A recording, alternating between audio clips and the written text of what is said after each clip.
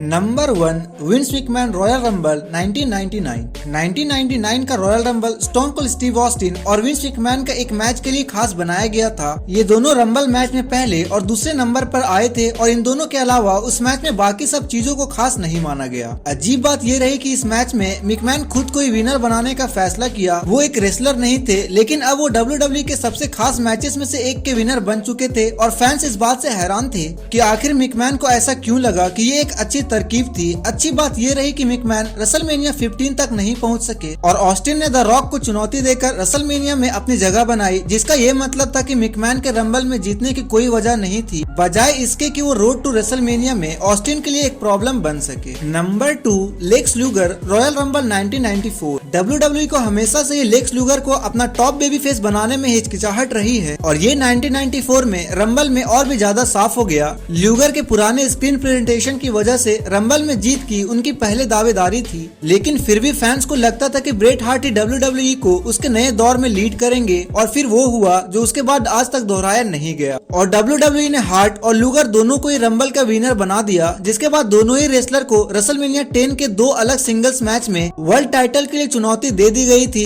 लूगर WrestleMania पर WWE champion नहीं बन सके, लेकिन हार्ट सफल रहे और रेसलमेनिया 10 में वो WWE चैंपियन बन गए। 1994 रंबल में लूगर को विनर बनना बिल्कुल बेतुका था और इससे बेहतर यही होता कि हार्ट को रंबल का इकलौता विनर बना दिया जाता। Number 3 Charlotte Flair royal rumble 2020। Royal rumble का विनर बैक स्टेज की पॉलिटिक्स के तहत बुक करना हमेशा ही खराब होता है और ऐसा ही कुछ 2020 में हुआ था। WWE सेना बेजलर को वुमेन्स रंबल में जीतने के लिए बुक करने वाली थी, लेकिन कुछ पुराने एहसान की वजह से WWE ने शार्लेट को जिताने का फैसला कर लिया। रेसलिंग ऑब्जर्वर रेडियो पर बात करते हुए डेव मेल्जर ने बताया कि शार्लेट क्यों वो मैच जीती थी और उन्होंने बताया कायदे से तो सेना बेजलर को जीतना चाहिए था ताकि उनका बैकी लिंच के साथ रेसलमेनिया का मैच बन पाए और वो जीतने भी वाली थी। मैं समझता हूँ उन्होंने रोमन रेंस की जगह ड्रू मैकिंटायर को क्यों चुना और मैं जानता हूँ कि उन्होंने सेना बेजलर की जगह शार्लेट फ्लेयर को क्यों चुना। मुझे लगता है कि ये बस कुछ एहसान है। शार्लेट फ्लेयर को पहले भी बहुत कुछ प्रॉमिस किया जा चुका है, लेकिन फिर उन्हें सब कुछ नहीं दिया गया, जो सच में फनी है क्योंकि लोग हमेशा उसका उल्टा ही समझते हैं। इसके बाद शार्लेट ने रेसलमेनिया 36 में NXT वुमेन्स टाइटल के लिए रिया रिप्ली को हराया। ये एक ऐसी चीज थी जिसे कोई देखना नहीं चाहता था और शार्लेट को NXT टाइटल जिताना एक ऐसा मूव था जिससे आगे चलकर उस टाइटल के स्टेटस को कोई फर्क नहीं पड़ा।